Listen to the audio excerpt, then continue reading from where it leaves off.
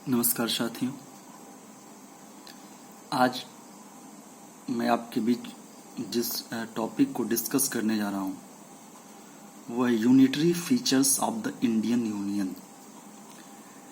अभी हमने भारत के फेडरल सिस्टम की बात की थी पिछले लेक्चर में। आज हम देखेंगे कि यूनिटरी फीचर्स क्या है। वास्तव में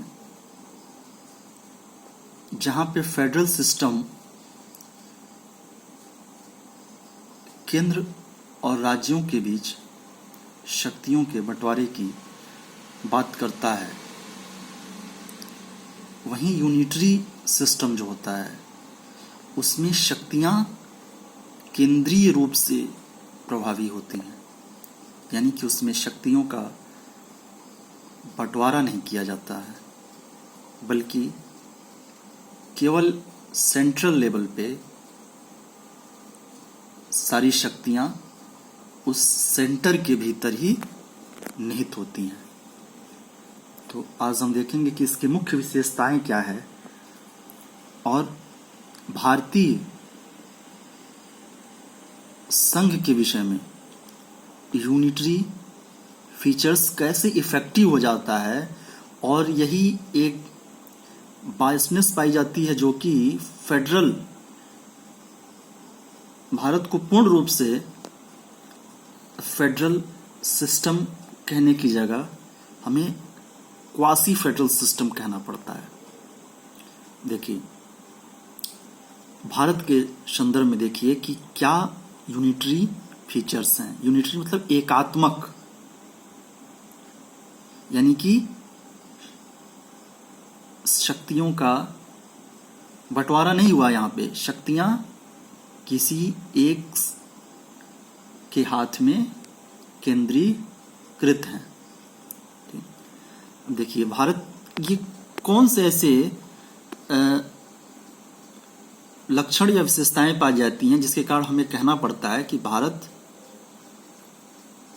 अर्ध संघात्मक राज्य है। क्योंकि the flexibility of the constitution, जो हमारा कॉन्स्टिट्यूशन है, संविधान है, वो वास्तव में एक मिश्रण है फ्लेक्सिबिलिटी का और रिजिडिटी का। ना तो हम बहुत अधिक फ्लेक्सिबल हैं और ना ही बहुत अधिक सख्त हैं। ठीक है। Certain provisions of the constitution can be easily amended. कुछ प्रावधान ऐसे हैं संविधान के जिन्हें आप आसानी से उसमें संशोधन कर सकते हैं। लोकसभा के ही माध्यम से और राज्यसभा के माध्यम से ही हो जाता है। कुछ ऐसे केसेस हैं जहां पे आसानी से नहीं हो सकता है, उसकी एक कठिन प्रक्रिया है। हमने इसकी पिछले लेक्चर में भी चर्चा की थी, जहां पे लोकसभा और राज्यसभा के अलावा आधे से अधिक राज्यों में भी उसमें जब वो पास हो जाता है बिल, तब जाके उसमें संवैधानिक रूप से संशोधन किया जा सकता है। तो हमारा संविधान क्या हो गया? एक मिश्रण हो गया फ्लेक्सिबिलिटी और रिजिडनेस का। और यही एक विशेषता ऐसी है जो अलग करती है और ये बताती है कि कहीं ना कहीं हम यूनिटरी फीचर्स भी हमारे भारतीय संघ में पाए जाते हैं। ठीक। अब अगर केवल प्योर फेडरल स्ट्रक्चर होता तो क्या होता? तब आसानी से राज्य भी और इतनी कठिनाई नहीं होती, तब एकदम फ्लेक्सिबल ही होता। लेकिन ऐसा नहीं है। हम ये कह सकते हैं कि हम एक संघीय ढांचे के रूप में, लेकिन कुछ ऐसी विशेषताएं हैं जो कि एकात्मक विशेषताएं हैं। दूसरी देखिए कि more power waist with the centre, यानी कि एक्सरसाइज ऑफ पावर अत्यधिक मात्रा में कौन करता है? केंद्र करता है। जो हमारा संविधान है वो, उसमें 3 सूचियां हैं, आप जानते हैं। एक संघ सूची, एक राज्य सूची और एक समवर्ती सूची, कंकरेंट लिस्ट। तो जो अत्यधिक शक्तियां हैं वो किसके हाथों में है? यूनियन लिस्ट में है। ठीक है। संघ सूची के रूप में अत्यधिक शक्तियां पाई जाती हैं। अब देखिए जो समवर्ती सूची यानी जिसमें केंद्र और राज्य दोनों को अधिकार है, वहां पे अगर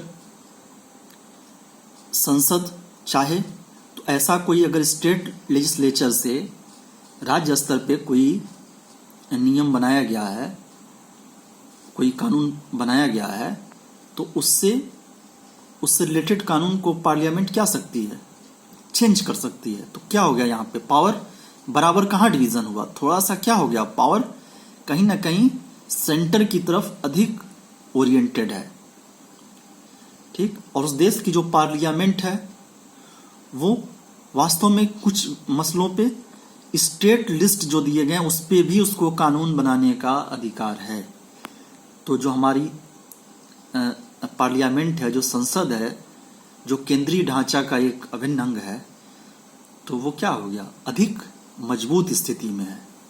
ठीक, तो ये भी एक विशेषता है जो बताता है कि हमारा जो भारतीय संघ है वो एकात्मक गुणों से, किस प्रकार से एकात्मक गुणों के नजदीक है। अब देखिए अगली विशेषता, unequal representation of states in the Rajya Sabha. अगर प्योर फेडरल स्ट्रक्चर होता तो जो राज्यसभा पाई जाती है, जो कि हमारे उच्च सदन है, हमारी संसद का जो उच्च सदन है केंद्रीय स्तर पे, उसमें सभी राज्यों के बराबर बराबर मेंबर्स होते। ठीक, लेकिन उसमें क्या किया गया, स्टेट्स के पॉपुलेशन को बेस बनाया गया है, आधार बनाया गया है। अब देखिए एक फॉर एग्जांपल के लिए यूपी में जहां 31 सीट्स हैं, वहीं गोवा जैसे छोटे राज्य के लिए केवल 1 है। और अगर एक आइडियल फेडरल सिस्टम होता तो यहाँ पे सारे राज्यों को इक्वल रिप्रेजेंटेशन मिलता। तो यहाँ पे भी हमको क्या पता चल रहा है कि कहीं ना कहीं हम अधिक मात्रा में एकात्मक लक्षणों को प्राप्त करते हैं। नेक्स्ट देखिए, the executive is a part of legislature. हमारे देश भारत में एग्जीक्यूटिव यानी कि जो कार्यपालिका है वो दोनों जगहों पर, यानी कि सेंटर में भी और स्टेट में भी, विधायिका का एक भाग है। ठीक, the executive in both the centre and the state is a part of the legislature. और यह क्या हो जा रहा है, यह अगेन उस प्रिंसिपल के विरुद्ध हो जाता है जहां पे हम कहते हैं कि एक सरकार की विभिन्न इकाइयों में डिवीजन ऑफ पावर्स इक्वल है। तो कहीं ना कहीं यहाँ पे वो चीज़ ओवरलैप हो रही है और ये पता चल रहा है कि जो एग्जीक्यूटिव है वो लेजिस्लेचर के अंतर्गत आता है, तो विधायिका कहीं ना कहीं ज़्यादा शक्तिशाली है। Next, Lok Sabha is more powerful than Rajya Sabha. आप भी जानते हैं कि लोकसभा में जो हमारे चुने हुए सांसद जाते हैं जनप्रतिनिधि के रूप में, वो जो अपर हाउस जो राज्यसभा होता है उसकी तुलना में ज़्यादा प्रभावी होते हैं। और अगेन ये जो जाता है ये भी प्रिंसिपल ऑफ फेडरलिज्म के अगेंस्ट जाता है। ठीक, नेक्स्ट, इमरजेंसी पावर्स। आप भी जानते हैं कि इमरजेंसी कैसे लागू हुआ था भारत में। तो कहीं ना कहीं हमारे संविधान के माध्यम से कुछ इमरजेंसी पावर्स भी दिए गए हैं, जो कि मुख्य रूप से किसके हाथ में होता है, सेंटर के हाथों में होता है। और सेंटर को यहां तक अधिकार होता है कि वो पूरा का पूरा नियंत्रण अपने हाथ में ले सकती है राज्य का। कई मामलों में ऐसा देखा गया है।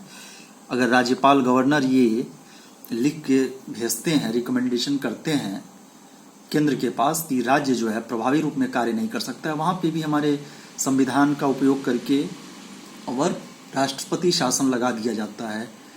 तो क्या हो गया, यहाँ पे केंद्रीय शक्ति जो है वो अधिक शक्तिशाली रूप में पाई जाती है। यहाँ तक कि इमरजेंसी पावर्स तो दिए ही गए हैं कि विशेष परिस्थितियों में, हालांकि वित्तीय आपात भी होता है, उसमें अलग अलग संविधान में उसका विस्तार से जिक्र है।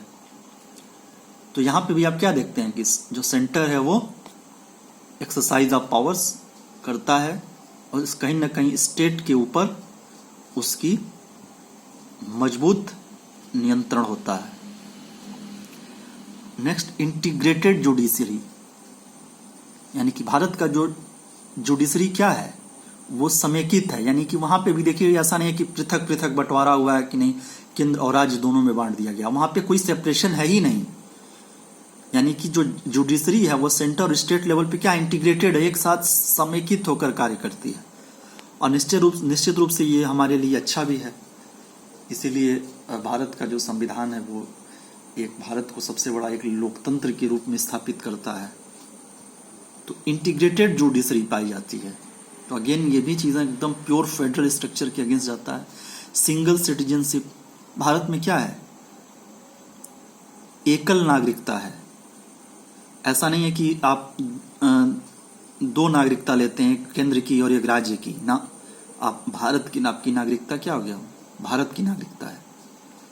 ठीक, तो ये वास्तव में ये ऐसे यूनिटरी फीचर्स हैं जो आवश्यक हैं और किसी भी यूनियन के लिए उसको मजबूत बनाने का कार्य करते हैं, और एक राष्ट्रवाद की जो भावना है उसको भी ये मजबूत बनाते हैं। This helps in increasing the feeling of nationality as it force unity amidst regional and cultural differences के बावजूद भी हमारी राष्ट्रीयता क्या होती है, वो अधिक मजबूती के साथ एक दूसरे से जुड़ी हुई होती है।